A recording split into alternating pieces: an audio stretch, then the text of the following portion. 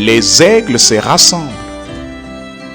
Lettre du samedi 6 juillet 2024 du frère Joseph Branham aux aigles qui se rassemblent autour de la voie du 7e ange.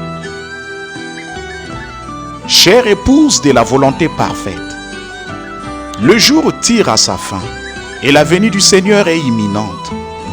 La porte se ferme et le temps est presque écoulé, si ce n'est pas déjà le cas. Il est trop tard pour errer partout, pour être un roseau agité par le vent, pour avoir la démangeaison d'entendre des choses agréables. Le temps est venu de prendre une décision claire et nette. Que dois-je faire pour être son épouse? Est-ce que Dieu change d'avis à propos de sa parole? Jamais. Nous devons donc nous efforcer quotidiennement de tout notre cœur et de toute notre âme d'être dans sa volonté parfaite. Nous devons nous soumettre à sa volonté et à sa parole. Ne la mettez jamais en doute. Croyez-la simplement et acceptez-la. N'essayez pas de trouver un moyen de la contourner. Prenez-la simplement telle qu'elle est. Le prophète nous dit dans ce message que son seul but est de nous montrer que Dieu doit tenir sa parole afin de rester Dieu. Mais que tellement de gens veulent la contourner et prendre un autre chemin. Quand ils le font, ils constatent qu'ils continuent comme ça, que Dieu les bénit. Mais ils sont en train d'œuvrer dans sa volonté permissive et non dans sa volonté divine parfaite. Le prophète nous ramène à la parole et nous donne des exemples à examiner, à étudier. Et il nous rappelle que Dieu ne change pas d'avis et ne change pas ses voies. Il est Dieu et il ne change pas. Écriture. Maintenant, nous remarquons qu'ils étaient tous les deux des hommes spirituels. Les deux étaient prophètes. Les deux étaient appelés. Et Moïse, tout à fait dans l'exercice de ses fonctions, avec une colonne de feu de nouveau devant lui chaque jour, avec l'Esprit de Dieu sur lui dans l'exercice de ses fonctions. Voici qu'arrive un autre serviteur de Dieu, appelé de Dieu, ordonné par Dieu, un prophète à qui vient la parole de Dieu. Ici se trouve la zone dangereuse. Personne ne pouvait contester que cet homme était de Dieu, parce que la Bible dit que l'Esprit de Dieu lui parlait et il était un prophète.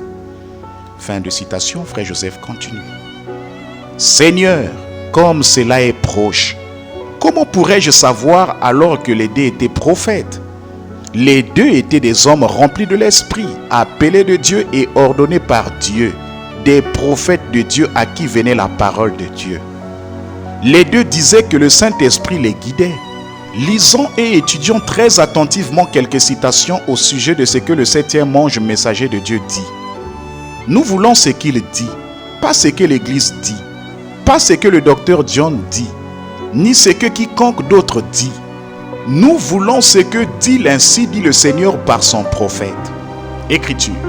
Moïse, un prophète qui avait été consacré, qui avait la parole du Seigneur, a confirmé qu'il avait été choisi pour être leur conducteur en cette heure-là et qu'Abraham avait promis toutes ces choses. Personne ne pouvait prendre la place de Moïse. Peu importe combien de Corée s'élevaient et combien de Dathan, c'était quand même Moïse que Dieu avait appelé. Fin de citation, frère Joseph continue. Moïse était celui que Dieu avait choisi pour conduire le peuple. D'autres hommes se sont élevés et ont dit être oints. Des hommes aussi remplis du Saint-Esprit. Dieu les avait aussi appelés à conduire.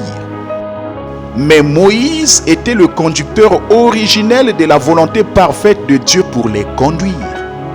Écriture. Mais, et si les gens ne veulent pas marcher dans sa volonté parfaite, il a effectivement une volonté permissive dans laquelle il vous laissera marcher. Remarquez, il le permet, d'accord, mais il fera en sorte que cela concourt à sa gloire dans sa volonté parfaite. Maintenant, si vous aimeriez, fin de citation, frère Joseph continue. Personne ne veut se retrouver dans la volonté permissive de Dieu.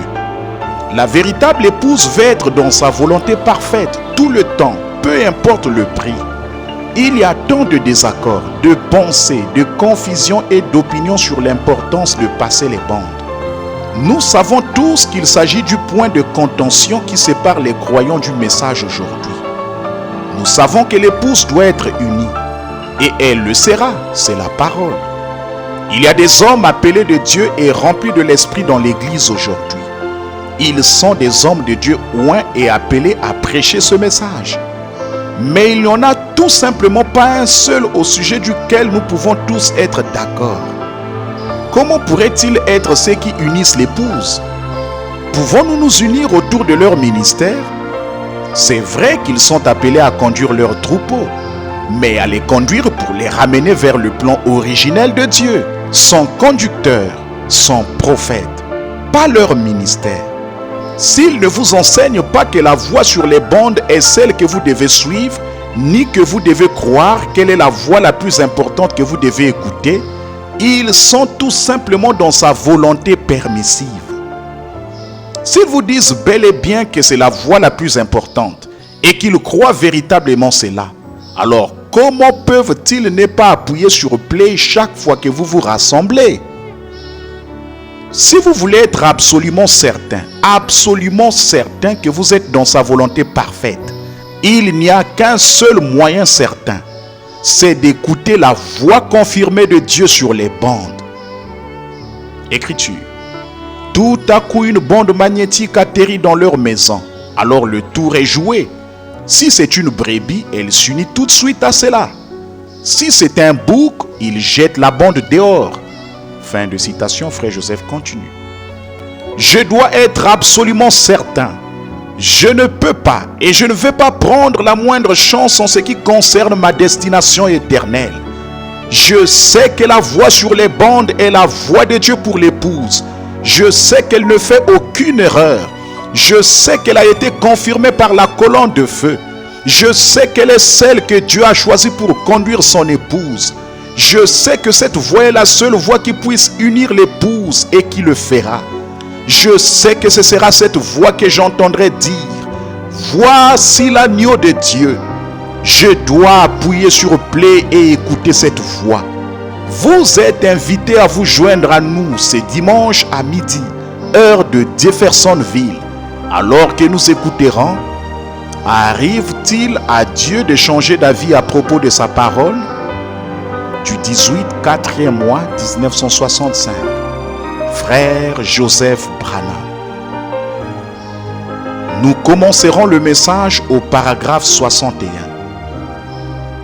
Passage des Écritures à lire avant d'écouter le message. Exode chapitre 19. Nombre 22, le verset 31. Matthieu le chapitre 28, le verset 19. Luc 17, le verset 30. Apocalypse le chapitre 17. Que le Seigneur Jésus-Christ vous bénisse richement.